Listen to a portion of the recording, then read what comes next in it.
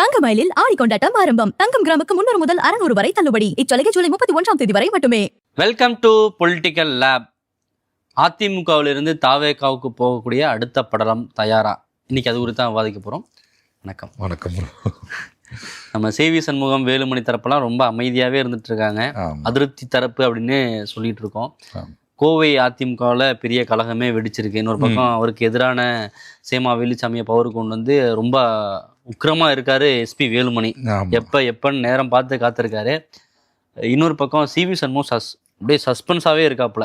ஆமாம், இவங்கெல்லாம் என்ன முடிவு எடுக்க போகிறாங்கன்றதான் இப்போ அதிமுகவுடைய கவலையாக இருக்குது. ஏன்னா எடப்பாடி பழனிசாமி அவர்கள் இதை வந்து கவலைப்பட்டுக்கிட்ட மாதிரி தெரியல. கட்சி நம்மளுடைய கட்டுப்பாட்டில் இருந்தால் போதுன்றதான் அவருடைய டிக்க அடிச்சிட்டு இருக்காரு. 25 பேர் நமக்கு எதிராக போய் தாவேக்கல எத்தனை பேர் போயிட்டாங்க, இன்னும் எத்தனை பேர் இருக்காங்க அப்படின்னு சொல்லி எப்படி அடுத்த பேட்ச் ரெடி, யார் எப்போ போறான்னு பாக்குறோமோ அதே மாதிரி தான் எடப்பாடி பழனிசாமியுமே போனா போகட்டும். இவங்கெல்லாம் வந்து கலைகள், கட்சியில இருந்த கலைகள், அவங்களெல்லாம் துடைத்து எறிஞ்சாதான் கட்சி வந்து சீரா வளரும் அப்படிங்கிற மாதிரியான ஒரு முடிவுல தான் எடப்பாடி பழனிசாமி இருக்கார் அப்படிங்கிற தகவல் வருது. சமீபத்துல நீங்க சொன்ன மாதிரி சிவி சண்முகம் உள்ளிட்டவர்கள் அவங்கள ஆதரவு எம்எல்ஏக்கள் எல்லாரும் ஒரு பேச்சுவார்த்தை வந்து நடந்திருக்கு. ஏன்னா நீங்க பாத்தீங்கன்னா இந்த எல்லோருக்கும் நடத்திட்டாங்க. ஏன்னா எல்லோருக்குமே நீங்க பாத்தீங்கன்னா அந்த பொறுப்புகள் அப்படிங்கிறது திரும்ப, ஏன்னா எம்ஆர் விஜயபாஸ்கர்லாம் அந்த கோபத்துல தான் போயிட்டாரு. ஏன்னா அவர் தனியெல்லாம் போய் பார்த்தாரு. அப்படின்ற சூழல்ல அவர் வந்து போயிட்டாரு, தாவேக்காவுக்கே போயிட்டாரு. சிவி சண்முகம் தரப்புலாம் வந்து பேசியிருக்காங்க, பொறுப்புகள் தரல, ஏதோ ஒரு பொறுப்பை போட்டு வச்சிருக்காரு. இப்ப நீங்க ஏன் எம்ஆர் விஜயபாஸ்கர் ஒரு கோபம் வருதுன்னா நீங்க யோசிச்சு பாருங்களேன். அதிமுகல கொள்கை பரப்பு துணை செயலாளர் அப்படிங்கிற ஒரு பொறுப்பை வந்து அவர் வந்து கொடுக்குறாரு. இயல்பாவே அவர் கோபம் வருமா வராதா? என்ன கொள்கையை போய் அவர் பேசுவாரு, எங்க பேசுவாரு? எவ்வளவு கொள்கை இல்லைன்றீங்களா? அதான் இருக்குல்ல, அதெல்லாம் பேசுவாருங்க. அப்படி சொல்லல, எங்க போய் அவர் வந்து பேச முடியும்? ஒரு மாவட்ட செயலாளரா அப்படி இருந்த ஒருத்தர் வந்து, அதனால எல்லோருமே பேசியிருக்காங்க. பேசி வந்து ஒரு முடிவுக்கு வந்து வந்துட்டாங்க. தமிழக வெற்றி கழகத்துக்கு விரைவில் வந்து போகணும் அப்படிங்கிற முடிவுகள் வந்துட்டாங்க. சிவி சண்முகம் அவரோட ஒரு 4 எம்எல்ஏக்கள் அடுத்த படலம் ரெடி ஆயிட்டு இருக்கு. இதுல வேலுமணி வரல. அப்படிதான் வேலுமணி அது வந்து ஒரு தனிக்கதை. அது வந்து நம்ம அவருமே இருக்காரு, பட் இப்போதைக்கு இல்ல. இன்னொரு நாள் வந்து தனி வீடியோல அதை பேசுவோம். அவருக்கு வந்து அனுமதி வந்து வேற ஒரு இடத்துல இருந்து கிடைக்க வேண்டியது இருக்கு. அவருக்கு வந்து டெல்லி மேலிடத்துல வந்து அவர் சில அனுமதிகளுக்காக காத்திருக்காரு தாவேக்கால சேர்றதுக்கு. அங்கே வந்து கிரீன் சிக்னல் கிடைச்ச உடனே சேர்ந்துருவாரு. ஏன்னா இன்னைக்கு அவர் வந்து கட்சியில வேகமா சேர்ந்துட்டு நாளை பின்ன வந்து ஏதாவது ஒரு பிரச்சனையில வந்து எடப்பாடி பழனிசாமி ஏதாவது லாக் ஏதாவது பண்ணா சட்ட ரீதியாக நமக்கு ஏதாவது பிரச்சனைகள் வரும். அதனால பாஜக தலைவர்கள், இங்கே இருக்கிற மாநில தலைவர்கள் எப்படி மேலே போய் மேலிடத்திட்ட பெர்மிஷன்லாம் வாங்கிட்டு வந்து இங்கே ஒரு வேலை செய்வாங்களோ அப்படி வேலுமணி வந்து மேலிட உத்தரவுக்காக தாவேக்கால சேர்ற காத்திருக்காரு. ஆனால் சிவி சண்முகம் நீங்கள் பார்த்தீங்கன்னா, உதாரணத்துக்கு சங்கராபுரம் சட்டமன்ற உறுப்பினர் ராகேஷ், அருண்மொழித்தேவன் உள்ளிட்ட ஒரு சில ஹரி திருத்தணியோட எம்எல்ஏ உள்ளிட்ட ஒரு 4-5 எம்எல்ஏக்கள், சிவி சண்முகம் உள்ளிட்டவர்கள் பேச்சுவார்த்தை எல்லாம் ஓரளவுக்கு முடிஞ்சிருச்சு. சிவி சண்முகத்துக்கு வந்து மாநில அளவிலான ஏதோ ஒரு பொறுப்பு வந்து கேட்கிறாரு அப்படிங்கிறதுனால அவங்க வந்து அந்த பேச்சுவார்த்தையெல்லாம் போயிருக்கு, விரைவில் சேருவதற்கு வாய்ப்பு இருக்கு அப்படிங்கிறதையுமே சொல்றாங்க. ஆமா, நேற்றைக்கு கூட தமிழக முதலமைச்சர் விஜய் அவர்கள் கரூர்ல மீண்டும் அதை சொல்லியிருந்தாரு, அதிமுகவை தூர்ந்து போன சக்தின்னு. ஆமா, என்ன நிறைய பேர் வந்துட்டு அது தூர்ந்து போக வேண்டியதானே. ஆமா, தூத்தது யாருன்றதான் கேள்வி. இந்த மாதிரி அது ஒண்ணு இருக்கு. இன்னொன்னு நீங்க பார்த்தீங்கன்னா, தாவேகா தரப்புல என்ன யோசிக்கிறாங்கன்னா, தொடர்ச்சியா நம்ம இப்படி சேர்த்துக்கிட்டே இருக்கோம், இது வந்து சட்ட ரீதியா ஏதாவது ஒரு விஷயத்துக்கு, ஏன்னா ஏற்கனவே குதிரை பேரம் அப்படி இப்படி போயிட்டு இருக்கு அப்படின்றதுனால ஒரு சில தயக்கங்களும் இருக்கு. பொலிட்டிக்கலா நீங்க பார்த்தீங்கன்னா, சிவி சண்முகத்தை உள்ள கொண்டு வர மூலமா ஏற்கனவே விழுப்புரம் போன்ற மாவட்டங்கள்ல தாவேகா வந்து வெற்றி பெறல, வட தமிழ்நாட்டில் வந்து வன்னியர் வாக்குகள் வந்து பெருவாரியா தாவேகாவுக்கு வரல அப்படிங்கிற மாதிரியான ஒரு பார்வையுமே இருக்கு. பெரும்பாலும் இந்த எம்எல்ஏக்கள் எல்லாருமே வன்னியர் சமூகத்தை சேர்ந்தவர்களாக தான் இருக்காங்க அப்படின்ற அடிப்படையில் அந்த வாக்குகளையுமே ஒரு கவரக்கூடிய ஒரு யுக்தியா இருக்கும். ஏற்கனவே பட்டியல் சமூகத்தில் நமக்கு பெருவாரியான ஆதரவு இருக்கு, 8 பேர் அமைச்சராக்கி இருக்கும் உள்ளிட்ட விஷயங்கள் இருக்கு. வன்னியர் சமூகத்திலையுமே நம்ம இது போன்ற விஷயங்களை வந்து செய்வதற்கு இது வந்து பொலிட்டிக்கலி நமக்கு ஒரு மைலேஜா இருக்கும் அப்படிங்கிற மாதிரியான பார்வையுமே இருக்கு. எடப்பாடி பழனிசாமி அவர்கள் இன்னொரு விஷயத்தையும் சொல்லியிருக்காரு, சார்பு அணிகள் கூட வந்து சரியா வேலை பார்க்கல அப்படின்னு இந்த மாவட்ட நிர்வாகிகளோட அந்த ஆலோசனை கூட்டத்துல வந்து சொல்லியிருக்காரு. ஆமா ஆமா, அதெல்லாம் இப்பதான் கண்டுபிடிச்சிருக்காரு. ஆமா, அதான் கண்டுபிடிச்சிருக்காருன்றதை தாண்டி இந்த கூட்டங்கள்ல இன்னொரு விஷயத்தையுமே, சார்பு அணிகளை மட்டும் எடப்பாடி பழனிசாமி இந்த தோல்விக்கான காரணமா சொல்லல, 2 மணிகளையுமே சொல்லியிருக்காரு. வேலுமணி, தங்கமணி அப்படிங்கிற 2 மணிகளையுமே சொல்லியிருக்காரு. எப்படி ஒரு பிக் பாஸ் ஒரு சீசன்ல வந்து கஞ்சா கருப்பு பாவமா முகத்தை வச்சுக்கிட்டு எல்லாத்துக்கும் அந்த பரணி பைய தான் காரணம் அப்படிங்கிற மாதிரி எடப்பாடி பழனிசாமி சமீபமா நடக்கிற மாவட்ட நிர்வாகிகள் கூட்டத்துல, நான் வந்து உங்களுக்கு எல்லாம் நல்லது பண்ணணும் தான் நினைச்சேன், உழைக்கிறவங்களுக்கு முக்கியத்துவம் கொடுக்கணும், நல்ல ஆட்களை வேட்பாளர்களை நிறுத்தலாம்னு தான் நான் நினைச்சிட்டு இருந்தேன், இந்த வேலுமணி தங்கமணி 2 பேரும் தான் எல்லாத்தையும் வந்து கண்ணு முன்னாடி மறைச்சிட்டாங்க. உழைத்தவர்களுக்கு வாய்ப்பு கொடுக்க விடாம அவங்க தான் பண்ணிட்டாங்க. வேட்பாளர் தேர்வுல எல்லாம் ரொம்பவே ஆட்டம் போட்டுட்டாங்க. 2 மணிகளுமே ரொம்ப ஆட்டம் போட்டுட்டாங்க. எல்லா பிரச்சனைக்குமே இந்த 2 மணிகள் தான் காரணம் அப்படின்னு சொல்லி இதுவரை நம்ம வெளில பேசுனதோ இல்ல கட்சிக்காரங்க சொல்றதோ இந்த முறை வந்து முழுக்க முடிவெடுத்தது எடப்பாடி பழனிசாமி அவர்கள் தான். கடந்த நாடாளுமன்ற தேர்தலையும் அவர் தான் முடிவெடுத்தாரு. இந்த முறை வந்து முழுக்க அதுதான் தகவல் ஆமா அப்படின்ற ஒரு கருத்தை சொல்றாங்க. இவருடைய வெர்ஷன் வேற மாதிரி இருக்கு. ஆனா ஏதோ ஒண்ணு சொல்லணும்ல, தோல்விக்கான ஏதோ ஒரு காரணத்தை வந்து சொல்லணும். எல்லாரும் 2ஆம் கட்ட தலைவர்கள் எல்லாம் என்ன சொல்றாங்க, எடப்பாடி பழனிசாமி கூட்டணி தாவேக்காவோட போயிருக்கலாம், 70-90 சீட் வரைக்கும் வந்தாங்க, வந்து கேட்டாங்க, துணை முதல்வர் பொறுப்புலாம் கேட்டாங்க, கொடுத்துருந்தோன்னா இன்னைக்கு அதிமுக ஆட்சி நம்ம எல்லாம் அமைச்சரா இருக்கலாம், அப்பவே செஞ்சிருக்கணும். இல்லை இப்படி ஒரு கருத்தை எல்லாருமே சொல்றாங்க. இதை சொல்லும்போது எடப்பாடி பழனிசாமி தரப்பு என்ன சொல்றாங்கன்னா, இதை வந்து நம்ம கோரிக்கையாக முன்வைக்கும் போது இப்போ முதலமைச்சராக இருக்கக்கூடிய விஜய் அவர்கள் அப்போ என்ன சொன்னார் அப்படின்னு பார்த்தோன்னா, உங்களை முதலமைச்சர் ஆக்கிறதுக்காக நான் வந்து இவ்வளோ பெரிய இதை விட்டுட்டு நான் வந்திருக்கேன் இங்கே அப்படின்னு சொன்னார். அப்படி பார்த்தா நம்ம இவ்வளோ பெரிய இயக்கத்தை வச்சுட்டு விஜய முதலமைச்சர் ஆக்கிறதுக்கு நம்ம போகணுமா அப்படின்ற ஒரு கேள்வி இருந்துச்சு.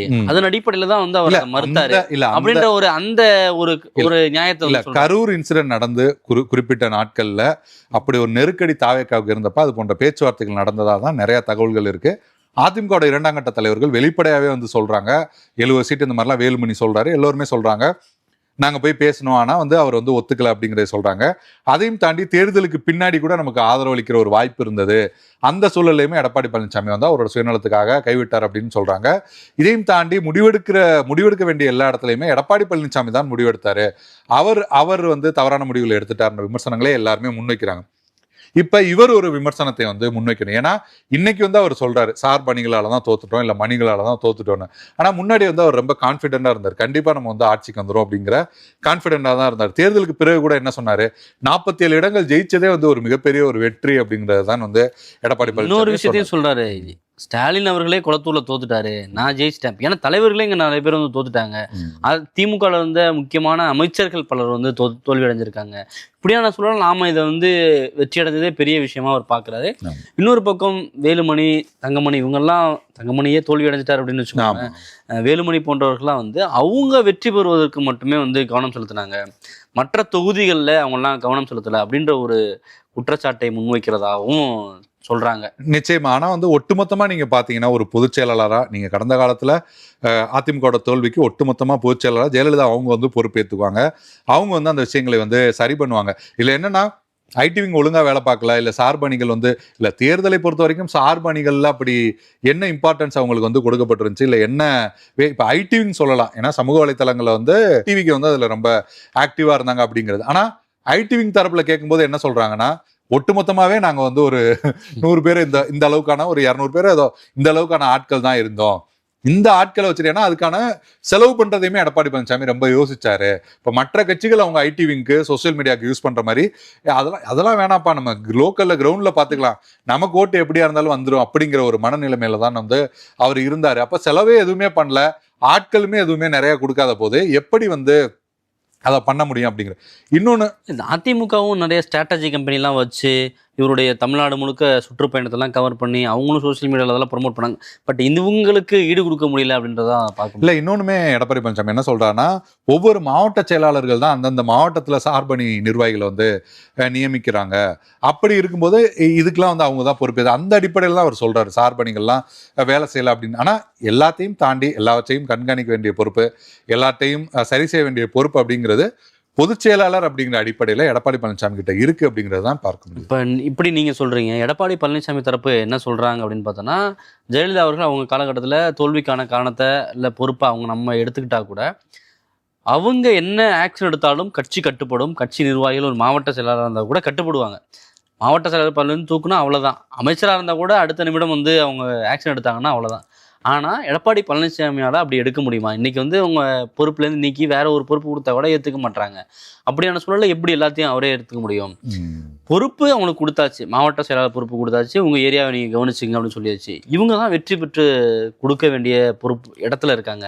இவங்க வெற்றி பெற்று கொடுக்கல. அப்போ தோல்விக்கான காரணத்தை வந்து எடப்பாடி பழனிசாமி வந்து நான் தோல்விக்கான பொறுப்பை நான் எடுத்துக்கிட்டு ஆக்ஷன் எடுத்தா நீங்க வந்து ஏத்துப்பீங்களா அப்படின்ற ஒரு கேள்வி. இதுல பல தலைவர்கள் நீங்க சவுத்துல எடுத்துக்கிட்டீங்கன்னா ராஜேந்திர பாலாஜி உள்ளிட்ட பல தலைவர்கள் வந்து தேமுதிக வந்து கூட்டணிக்கு நீங்க எப்படியா கொண்டு வரணும் அப்படிங்கிற விஷயங்களை வந்து முன் வச்சிருக்காங்க. புதிய தமிழகம் போன்ற கட்சியை வந்து நீங்க வந்து கூட்டணியில விட்டுறக்கூடாதுன்றதையுமே நிறைய தலைவர்கள் வந்து முன் வச்சிருக்காங்க. அப்படி பல்வேறு நடவடிக்கைகள்ல 2ஆம் கட்ட தலைவர்கள் பல கோரிக்கைகளை முன் வச்சிருக்காங்க. அதை எடப்பாடி பழனிசாமி வந்து ஏத்துக்காதான் பார்க்க முடியுது, செய்திகளாகவும் வருது. அதையும் தாண்டி தாவேக்காவை கூட்டணி, ஏன்னா தனியா நம்ம ஜெயிக்க முடியாது, அப்படி ஒரு சூழல் இல்லை, கூட்டணி வச்சுதான் ஜெயிக்க முடியும் அப்படிங்கிறத உணர்ந்து லோக்கல்ல அந்த விஷயங்களை எல்லாம் உணர்ந்துதான் அவங்க இப்படி போய் ஒரு கோரிக்கையை முன்வைக்கிறாங்க. அந்த கோரிக்கையை அவர் ஏத்துக்கல அப்படிங்கிறத அவங்க வைக்கிற குற்றச்சாட்டு.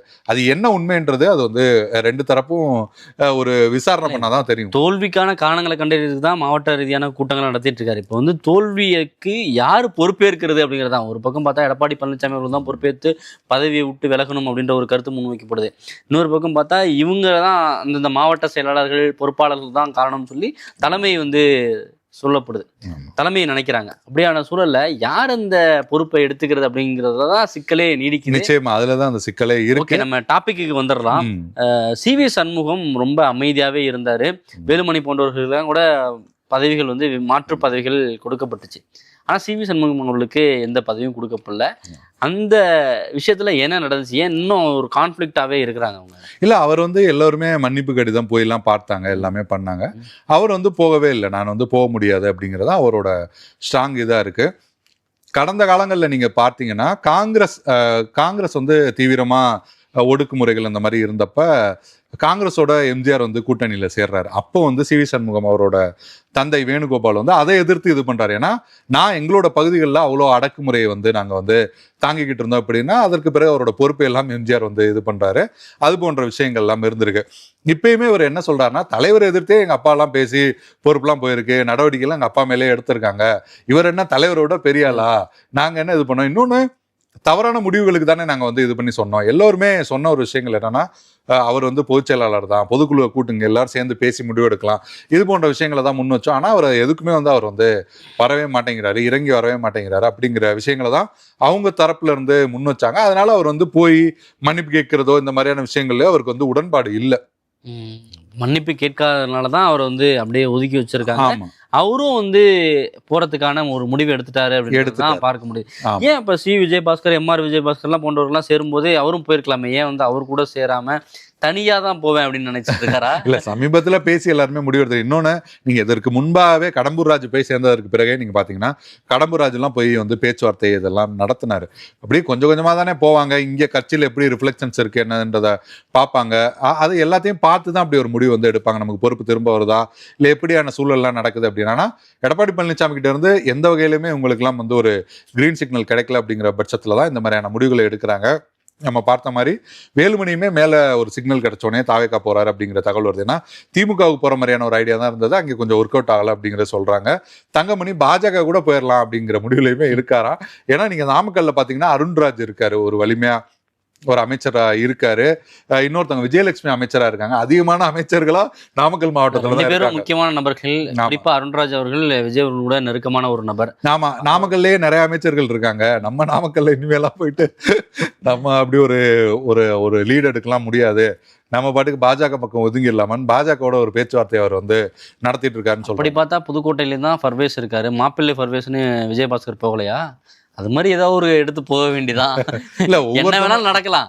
ஆமா, ஒவ்வொருத்தங்களுக்கும் ஒவ்வொரு அணுகுமுறை வந்து இருக்கும். தங்கமணி அந்த விஷயங்களை வந்து நமக்கு இங்க இன்னொன்னு மரியாதை பாஸ்கர் அளவுக்கு இறங்கி வர மாட்டாரு. இல்ல, மரியாதையுமே அவர் நிறைய யோசிக்கிறார். இந்த கட்சிக்கு போனோம்னா நமக்கான மரியாதை எப்படி இருக்கும் அப்படிங்கிற விஷயங்கள் எல்லாமே கூட அவர் வந்து யோசிக்கிறார். ஒருவேளை பாஜக போனா இப்ப அண்ணாமலையும் இல்ல, ஒரு கொங்கு சார்ந்து ஒரு பெரிய தலைவராக கூட வரலாம், ஏன்னா கட்சி சார்ந்து கூட ஒரு பெரிய ஒரு லீடரா எமர்ஜ் ஆகலாம், அப்படி கூட யோசிக்கலாம். மேல அதிகாரம் இருக்கு, ஏதோ ஒரு வகையில பவர் இருக்கும் அப்படிங்கிற மாதிரி கூட யோசிக்கலாம். எப்படி அதிமுக இப்ப வந்து சவுத்துல ஒரு லீடர் இருக்காங்களோ, கொங்குல ஒரு லீடர் இருக்கு, அது மாதிரி வந்து பாஜகவிலையும் அப்படி வளரலான்னு பாக்குறாங்களா? ஆமா, நிச்சயமா பாஜகலையுமே வளரும். ஏன்னா ஏற்கனவே அண்ணாமலை இருந்தாரு, இப்போ அவர் வந்து வெளியில போயிட்டாரு. ஸோ அந்த ஒரு இடத்த ஃபில் பண்ணலாமா அப்படிங்கிற யோசனையுமே கூட இருக்கு. பொறுத்திருந்து பார்க்கலாம். தங்கமணி அவர்கள் இங்க போறாரு, வேலுமணி அவர்கள் இங்க போறாரு, சி.வி. சண்முகம் இங்க போறாரு அப்படின்றது சொல்றீங்க. பாப்போம் பொறுத்திருந்து என்ன நடக்குது அப்படின்னு சொல்லிட்டு. இப்ப எடப்பாடி பழனிசாமியோட தரப்பு என்ன சொல்லுது அப்படிங்கிறத ஏற்கனவே சொல்லியிருந்தேன். இப்ப விஜய் அவர்கள் தொடர்ந்து தூர்ந்து போன சக்தினா அதிமுக விமர்சிச்சுட்டு இருக்காரு.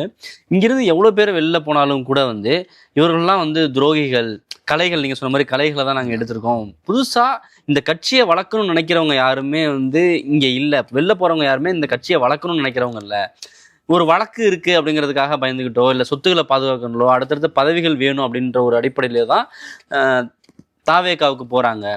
இங்க இப்ப இருக்கிறவங்க வந்து இந்த கட்சியை வளர்க்கணும்னு நினைக்கிறாங்க. எந்த சூழலையும் கட்சியை விட்டு போகக்கூடாதுன்னு நினைக்கிறவங்க தான் இங்கே இருக்கிறாங்க.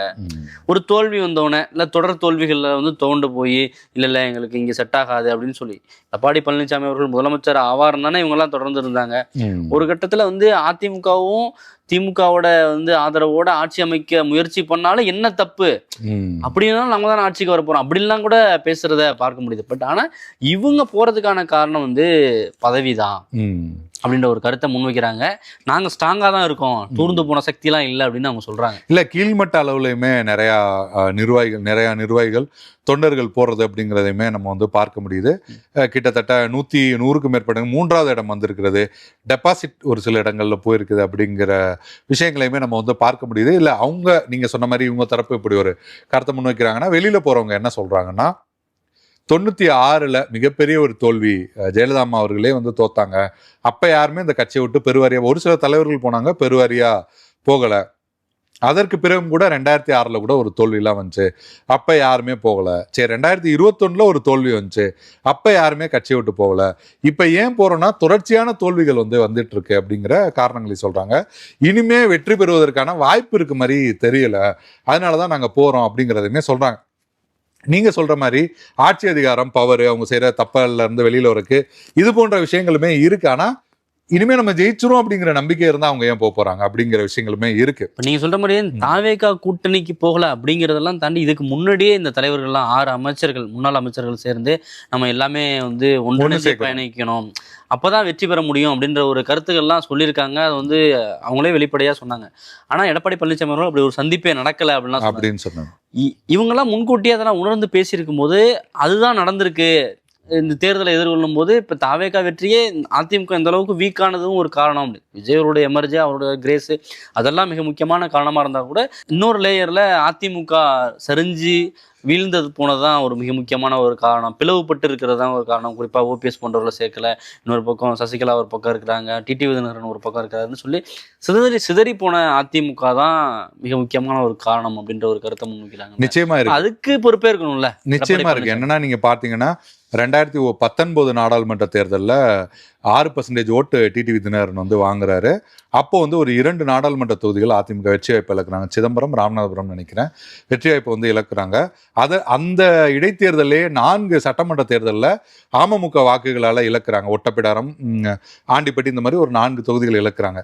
2021 சட்டமன்ற தேர்தல் நீங்க பாத்தீங்கன்னா டிடிவி அமமுக வாங்கின ஓட்டுகளால நேரடியா 20 தொகுதிகள்லையும் மறைமுகமா அப்படி இப்படி ஒரு 30க்கும் மேற்பட்ட தொகுதிகளில் அதிமுக வெற்றி வாய்ப்பு இழக்கிறாங்க. ஒருவேளை அப்ப அமித்ஷா பேசின மாதிரி டிடிவி நிறைய இடத்துல சொல்லியிருக்காரு, ஒருவேளை அப்படி ஒரு கூட்டணி அமைஞ்சிருந்தா ஏடிஎம்கே அலையன்ஸ் ஏற்கனவே வாங்கின 75 இடத்துல கூடுதலா ஒரு 30 இடம் வாங்கியிருந்தா 100 இந்த அளவுக்கு வந்தா இப்ப நடக்கிற மாதிரியான ஏதாவது ஒரு விஷயங்கள், ஆமா, குதிரை பேரமோ ஏதோ ஒரு விஷயங்களோ நடந்திருக்கும். எடப்பாடி பழனிசாமி அந்த கான்பிடன்ஸ்ல இருந்துட்டாரோ, அதனாலதான் வந்து நீங்க சொன்ன மாதிரி தேமுதிகலாம் கூட கன்சிடர் பண்ணாத காரணம், இல்லை கிருஷ்ணசாமி போன்றவர்களை கன்சிடர் பண்ணாததுக்கான காரணம் ஏற்கனவே முன்னாடி தேர்தலில் நம்மளோட வெற்றியை பாதிச்சது வந்து அமமுக தான். இப்போ அமமுக நம்ம கூட்டணியில் வந்துட்டாங்க, அதனால நம்ம வந்து வெற்றி பெற்றலாம் அப்படின்னு நினைச்சு இன்னொரு பக்கத்தை பார்க்காம விட்டாரோ. நிச்சயமா அதுவுமே ஒன்று இருக்கு. இன்னொன்று 2021 அப்படி ஒரு வாய்ப்புகள் போச்சு. 2024 நாடாளுமன்ற தேர்தலில் பாஜகவோட அலையன்ஸ் வச்சிருந்தா நிறைய வெற்றிகள் கிடைச்சிருக்குன்றதையும் சிலர் வந்து அந்த காலகட்டத்தில் சொல்லியிருக்காங்க. அப்போ அப்படி ஒரு சூழல் அப்படிங்கிறது இருந்தது. பெருசாக அந்த காலகட்டத்தில் அண்ணாவை பற்றி தப்பாக பேசினாங்க, அதனால நாங்கள் கூட்டணி விட்டு வெளில வந்தோம். அம்மாவை பற்றி விமர்சனம் பண்ணாங்க, அதனால வெளியில ஊழல் குற்றவாளின்னு சொன்னாங்க. அதெல்லாம் எந்த காரணமும் இல்லை. தனிப்பட்ட முறையில் அண்ணாமலைக்கும் எடப்பாடி பழனிசாமிக்கும் இடையில இருந்த அந்த பிரச்சனை தான் காரணம்ன்றது எல்லோருக்குமே தெரியும். அதற்கு பிறகும் நீங்க பார்த்தீங்கன்னா இந்த சிறிய கட்சிகளை சேர்க்காது, தாவேகாவோட கூட்டணி வைக்கணும்னு சொன்னதை விஷயங்களை கன்சிடர் பண்ணாது உள்ளிட்ட விஷயங்கள் கூட இது எல்லாத்துக்கும் காரணமா இருக்கு அப்படிங்கிறதையும் பார்க்கிறாங்க. திரு எஸ்பி வேலுமணி அவர்கள் பற்றி பேசும்போது அவர் வந்து திமுக பக்கம் போகிறதுக்கான ஒரு வாய்ப்புகள் இருந்துச்சு, அதுக்கான சாத்தியங்கள் இல்லாதனால தாவேகா பக்கம் போகிறதுக்கான ஒரு வாய்ப்புகள் இருக்கே, மேலிட அனுமதிக்காக காத்திருக்காரு அப்படின்ற ஒரு விஷயத்த தகவல்கள் வருது அப்படின்னு நம்ம பேசணும். இப்போ எல்லாருமே பார்த்தோன்னா வைகை செல்வன்லேருந்து ஆரம்பித்து கடம்பூர் ராஜு ஒரு செட் ஆஃப் முன்னாள் அமைச்சர்கள் தாவேகா பக்கம் போகிறதுக்கான மிக முக்கியமான காரணம் அவங்க வந்து இப்போ ஆட்சி அதிகாரத்தில் இருக்கிறாங்க அப்படிங்கிறது மட்டும்தானா, இல்லை வேற ஏதாவது காரணம்? இன்னொரு பக்கம் ஒரு சிலர் பெஞ்சமின் போன்றவர்கள்லாம் திமுகவுக்கு போகிறாங்க. அதிகமானோர் தாவேக்காவுக்கு போறதுக்கான காரணம் வந்து ஆட்சியில தாவேக்கா இருக்காங்க அப்படின்ற ஒரு விஷயமா இல்லை என்ன? ஆட்சியில இருக்கிறது ஒரு காரணம். ஆனா அதையும் தாண்டி பாத்தீங்கன்னா அவங்க பல விஷயங்கள் வந்து இருக்கு. உதாரணமா என்னன்னா, அதிமுகவோட ஒரு அடிநாதமா சொல்றது என்னன்னா, எளியவர்களுக்கும் வாய்ப்பு, சாமானியர்களுக்கும் வாய்ப்பு. ஒரு கீழ்நிலையில இருக்கவங்க கூட ஒரு கிளைச்சலாளர், இங்க இன்னைக்கு அதிமுக அமைச்சர்களா இருக்கிற பெருவாரியான நபர்கள் வந்து கிளைச்செயலாளர்களோட பசங்களா தான் இருந்திருப்பாங்க, இல்ல ஒரு சேர்மனோட பசங்களா தான் இருந்திருப்பாங்க. விஜயபாஸ்கர்ல ஆரம்பிச்ச, வைகைச்செல்வன் ஆரம்பிச்ச பலர் வந்து அந்த மாதிரி இருக்கிற விஷயங்களை பார்க்கணும். அவங்களுக்கு ஒரு பெரிய பெரிய வாய்ப்புகள் எல்லாம் கூட கிடைச்சிருக்குன்னு வச்சுங்களேன். அப்படி ஈஸியா வாய்ப்பு கிடைக்கும் அப்படிங்கிறது ஒரு அதிமுகல இருக்கிற ஒரு விஷயமா இருக்கு. இன்னொன்னு, இந்த அரசியல் அவங்க திமுக தொடர்ச்சியா எதிர்த்துட்டு வந்திருப்பாங்க, ஒரு எம்ஜிஆர் பாணி அப்படியான விஷயங்கள்ல இருப்பாங்க அப்படின்றதும் ஒண்ணு இருக்கு. அதையும் தாண்டி இந்த வாய்ப்புகள் அப்படி இருக்குல்ல, நம்ம வந்து ஈஸியா இந்த முறை வந்து வாக்குகளுக்கெல்லாம் எல்லாம் நம்ம பேசும்போது, பர்சனலா பேசும்போது எல்லாருமே சொல்றாங்க, எதுவுமே செலவு பண்ணலையாமே, 20 லட்சம் தான் செலவு பண்ணாங்களாமே, அவ்வளவுதான் செலவு. ஆச்சரியமா பாக்குறாங்க. ஏன்னா இந்த பக்கம் நீங்க பாத்தீங்கன்னா அதிமுக வந்து நீங்க 20 கோடி காட்டணும், எலெக்ஷனுக்கு முன்னாடியே 10 கோடி காட்டணும், 5 கோடி கிட்ட கொடுத்து வைக்கணும், இந்த மாதிரியான விஷயங்கள்லாம் சொல்லி இங்க ரேட்டு ஏறிக்கிட்டே போகுது. அங்கே வந்து பணமே இல்லை, பிரச்சாரத்துக்கே வரல, எங்கேயுமே வரல, ஜெயிச்சுட்டாங்க, எம்எல்ஏ ஆயிட்டாங்க, பிரச்சாரத்துக்கே வரல, வீட்டுக்கு போயிட்டாங்க, அவங்க எம்எல்ஏ ஆயிட்டாங்க, இந்த மாதிரியான செய்திகள்லாம் வரும்போது நீங்க திமுகவில் இருக்கிறவங்க, ஐடியாலஜி சார்ந்து இருக்கிறவங்க அதை யோசிப்பாங்க அதற்கான இந்த விஷயங்களா. ஆனால் அதிமுகவில் பெரும்பாலும் பார்த்தீங்கன்னா இந்த பொறுப்புகள், பதவிகள், உழைச்சா இந்த விஷயம் வரும் அப்படிங்கிற மாதிரி ஒரு விஷயத்தோட தான் இருப்பாங்க, ஒரு ஆட்சி அதிகாரம் இதை ஒட்டி தான் இருப்பாங்க. அப்படின்னு பார்க்கும்போது அவங்களுக்கு இதெல்லாம் பெரிய விஷயமா இருக்கு. உண்மையை சொல்லணும்னா, ஒட்டுமொத்தமா அவர் எம்ஜிஆரா மாறிட்டாரா, இல்லை அவர் எம்ஜிஆர் மாதிரி கொடை வெள்ளலா இருக்காரா, எம்ஜிஆர் அவரோட ஒப்பிடலாமா அப்படிங்கிற விஷயங்களை எல்லாம் தாண்டி அதிமுகவில் இருக்கிற இந்த 2ஆம் கட்ட தலைவர்கள் போறவங்க அவர் ஒரு எம்ஜிஆராவோ ஒரு ஜெயலலிதாவோ பார்க்க ஆரம்பிச்சுட்டாங்க அப்படிங்கறத தான் பார்க்க முடியும். இல்ல, பேசும்போது அவங்க அதானே சொல்றாங்க. நேற்று வந்து எம்ஆர் விஜயபாஸ்கருமே அதானே சொல்லாரு, ஜெயலலிதா அவர்கள் வந்து நிரந்தர பொதுச் செயலாளர்னு சொன்னோம், இவர் வந்து நிரந்தர முதலமைச்சர், எப்படி தலைவர் எப்படி இருந்தாரோ அம்மா எப்படி இருந்தாங்களோ அதுபடி விஜய் அவர்களும் இப்படிதான் இருப்பாரு, அது அந்த வழியில தான் நாங்க பயணிப்போம், அடுத்த இடத்துக்கு அவரை கொண்டு வர்றாங்க, அந்த அடிப்படையில தான் அவரை பாக்குறாங்க அப்படின்றத புரிஞ்சுக்க முடியுது. நிச்சயமா ஒரு ஆளுமைகளா பார்த்துட்டு விஜய் ஒரு ஆளுமையா பார்க்கிறாங்க. அங்க வந்து எடப்பாடி பழனிசாமி அவரை அவங்க அந்த அளவுக்கு ஏத்துக்க மறுக்கிறாங்க. ஒருவேளை அவர் வந்து இப்ப தலைவருங்கிறவர் வந்து பல விஷயங்களை ஏத்துக்கணும், பல விஷயங்களை தானே முன் வந்து சில தியாகங்களை பண்ணணும் அப்படிலாம் பொதுவா எதிர்பார்க்கிறாங்க. இன்னொன்னு, இந்த தேர்தலில் அவங்க வந்து பணம் செலவழிக்காம வந்து வெற்றி பெற்றுட்டாங்க, எளிதா வெற்றி பெற்றுட்டாங்க அப்படிங்கிறதெல்லாம் தாண்டி இன்னொரு விஷயத்தையும் முன்வைக்கிறாங்க. இன்னும் ஒரு 10-15 வருடம் வந்து தாவேக்கா ஆட்சி தான் அப்படின்னு தாவேக்காவினர் தொடர்ந்து சொல்லிட்டு இருக்காங்க. ஒருவேளை இவங்களும் யோசிச்சிருப்பாங்களோ, தாவேக்கா தான் இன்னொரு 10 வருஷத்துக்கு இருக்கும், நம்ம இங்கேயே போயிடலாம் அப்படின்னு சொல்லி சேஃப் கார்டு எடுத்து போறாங்களா அப்படின்னு யோசிக்க வேண்டியது. அது ஒன்று இருக்கு. இன்னொரு ஒரு விஷயம் நீங்க பார்த்தீங்கன்னா, தொடர்ச்சியா நீங்க வந்து ஒரு ஏற்கனவே ஒரு 5 வருஷம் ஆயிடுச்சு எதிர்கட்சியா, அதற்கு பிறகு இப்போ ஒரு 5 வருஷம் கண்டிப்பா வெயிட் பண்ணணும். இதற்கு பிறகு அதிமுக எப்ப நம்ம வந்து தேர்தலில் ஜெயிச்சு வெற்றி பெற்று ஆட்சி, அமைச்சரவை, இன்னொன்று ஏற்கனவே இவருக்கு நமக்கு வாய்க்காத்தகரன்ற மாதிரி இந்த 2ஆம் கட்ட தலைவர்களுக்கும் எடப்பாடி பழனிசாமி அவர்களுக்கும் வந்துருச்சு, இனிமே நமக்கான வாய்ப்புகள் இருக்குமா இருக்காது அப்படின்ற பல கேள்விகள் வந்து அவங்களுக்கு வந்து வர ஆரம்பிச்சிருச்சு. அப்படின்னும் போது இது ஒரு சேஃபா பிளே பண்ணலாம் அப்படின்னு இது போன்ற ஒரு முடிவுகளை அவங்க வந்து எடுக்கிறாங்க. நம்ம ஏற்கனவே ஒரு வீடியோவில் பேசியிருந்தோம், லீமா ரோஸ் அவர்கள் வந்து இந்த மகளிர் அணி கூட்டத்தில் வந்து பேசி அது சர்ச்சையானது குறித்து விரிவாக பேசியிருந்தோம். அவங்க ஏதோ நிர்வாகிகளை வந்து கூல் பண்ணுறதுக்கான முயற்சிகள்லாம் இறங்கி அதுவும் எடுபடாமல் போச்சு அப்படின்னு ஒரு தகவல் வந்துச்சு. ஆமாம், என்னன்னா இதற்கு முன்பாக அந்த விலை உயர்ந்த காரெல்லாம் மாற்றிட்டு ரொம்ப ஒப்பீட்டு அளவில் கொஞ்சம் குறைவான விலையுள்ள ஒரு காரில் பயணிச்சு, இதற்கு முன்பாக நீங்கள் பார்த்தீங்கன்னா அவங்க வரும்போதே ஒரு கையெல்லாம் காமிச்சிட்டு அப்படி ஒரு இதோட தான் போவாங்க.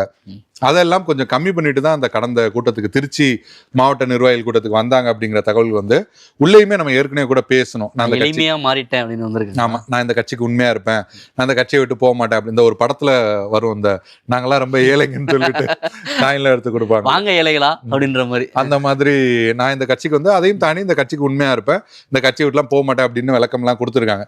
சரி, தொண்டர்களோட நிர்வாகிகளோட சோசியலைஸ் ஆகலாம் அப்படின்னு சொல்லிட்டு அவங்கள கூல் பண்ற விதமா சோசியலைஸ் ஆகலாம்னு சொல்லிட்டு ஐடிசியில் வந்து ஒரு 50 பிரியாணி வாங்கி எல்லோருக்கும் வந்து வாங்க எல்லாம் ஒன்றா சாப்பிடலாம், ஐடிசியில் வாங்கினது தான் அப்படின்னு சொல்லி ஒரு எளிய நடைமுறையில் கூப்பிட்டுருக்காங்க. ஓ, இதுதான் வந்து இந்த வாங்க இலைகளா, ஐடிசியில் பிரியாணி வாங்கி கொடுத்து எளிமையை வந்து கடைபிடிச்சிருக்காங்க. ஆமாம், அவங்க வந்து இல்லை வேண்டாம்னு சொல்லிட்டு வாங்கிக்கல அப்படிங்கிற தகவல்களும் வந்தது. அதையும் தாண்டி அங்கே இருக்கிற அப்புறம் பார்த்தாங்க, அங்கே இருக்கிற அந்த பணியில் இருக்கிறவங்க, அந்த எம்ஜிஆர் மாளிகையில் இருப்பாங்கல்ல, அவங்களுக்கு அதெல்லாம் கொடுத்துட்டு கிளம்பி போயிருக்காங்க. ஐடிசில இருந்து பிரியாணி வாங்கி கொடுத்தா ஆஃப் ஆயிருவாங்கன்னு நினைச்சிருக்காங்க. ஆனா அது நடக்கல. இல்ல இது ஏன் இந்த இடத்துல பேச வேண்டியது இருக்கு அப்படின்னு நம்ம பார்த்தோம்னா ஒரு மிகப்பெரிய ஒரு வேறுபாடு இருக்கு. என்னன்னா ஒரு பக்கம் அதிமுகல இவ்வளவு காலம் பயணித்தவர்கள் வந்து பணம் இந்த பிரச்சனைகள் இருக்கு, நிறைய பணம் தான் இருக்காங்க அப்படிங்கிற குற்றச்சாட்டுகளை வெகுச்செல்வன் வெளிப்படையா சொல்றாரு. பணம் எவ்வளவு செலவு பண்ணீங்கன்னு கேட்டாங்க. நான் சொன்னேன் முடியாது, உங்களுக்கு சீட் இல்லைன்ட்டாங்க அப்படின்னு. ஏன்னா நம்மளே பார்க்கிறோம், அவர்லாம் வந்து தொடர்ச்சியா அவரோட எழுத்து சார்ந்து ஒரு கட்சியில ஒரு முக்கியமா ஒரு அடையாளமா இருக்காரு. அதையும் தாண்டி போச்சால அவர் தான் முடிவு எடுக்கணும்னு வச்சுக்கலாம். ஆனா இன்னொரு பக்கம் நீங்க பார்த்தீங்கன்னா இவங்க கட்சிக்குள்ள வர்றாங்க, இந்த நேரத்தில் உங்களுக்கு பொறுப்பு கிடைக்குது, இவங்க வந்து எம்எல்ஏ சீட்டு கிடைக்குது. இவ்வளவு காலம் கடந்த தேர்தலில் 10 தொகுதி வெற்றி பெற வைத்த வேலுமணியோட பொறுப்பு, அவர் கேட்ட பொறுப்பு திருப்பி கிடைக்கல. ஆனா இவங்களோட பொறுப்பு எடுக்கப்படாமலே இருக்கு அப்படின்னும் போது அதிமுகவுக்குள்ள இப்படியான பல்வேறு மாற்றங்கள் வந்து நடக்கிறது தான் பார்க்க முடியுது. ஓகே, என்னதான் பிரியாணி வாங்கி கொடுத்தாலும் அந்த சரி கட்ட முடியல லீமா ரோஸ் அவர்களால. ஆமா, ஏன்னா அதிமுக பிரியாணில சரியாகக்கூடிய பிரச்சனை இல்ல அது. இல்ல அது அதையும் யோசிச்சிருக்கணும். இல்ல ஒரு ஸ்டார்டிங் ஒரு புள்ளி தொடக்க புள்ளியா இருந்தது. என்னன்னா அதிமுக பொறுத்த வரைக்கும் நம்ம நிறைய நிர்வாகிகள் தொண்டர்கள் பேசும்போது அவங்க சொல்றது, மற்ற கட்சிகள்லாம் நீங்க தலைமை கிட்ட சேர்ந்துட்டீங்க, அவங்களோட நெருக்கமாயிட்டீங்கனாலே ஓகே, அதோட முடிஞ்சிடும். அதிமுக பொறுத்த வரைக்கும் தொண்டர்கள் தான் முடிவு பண்ணணும், தொண்டர்கள் தான், நாங்க தான் தலைவர்களை யார் இருக்கணும்னே முடிவு பண்ணுவோம், எங்களை அவ்வளவு ஈஸியெல்லாம் இது பண்ண முடியாது அப்படிங்கிற குரலையுமே கேட்க முடியுது. ஓகே, கூடுதலா லீமா ரோஸ் அவர்களுடைய விவகாரத்தையும் சேர்த்து பார்த்தாச்சு. ஆமா, ஓகே. நம்ம சிவி சண்முகம் எப்போ தாவேகாவுக்கு போறாரு, இல்ல ஏதாவது ட்விஸ்ட் கொடுக்குறாரா, பொறுத்திருந்து பார்ப்போம். நடுவில் என்ன நடக்குது, வேலுமணி அவர்கள் என்ன முடிவு எடுக்கிறாரு அப்படிங்கிறத பொறுத்திருந்து விவாதிப்போம். ஓகே, நன்றி. தமிழக மக்களின் அபிமான தங்கமயிலில் ஆனந்தம் பொங்கும் பொன்னான ஆடி கொண்டாட்டம் தொடங்கியாச்சு. தங்கம் கிராமுக்கு 300 முதல் 600 வரை தள்ளுபடி. இச்சலுகை ஜூலை 31 வரை மட்டுமே. தங்கம் வாங்க, தங்கமயிலுக்கு வாங்க.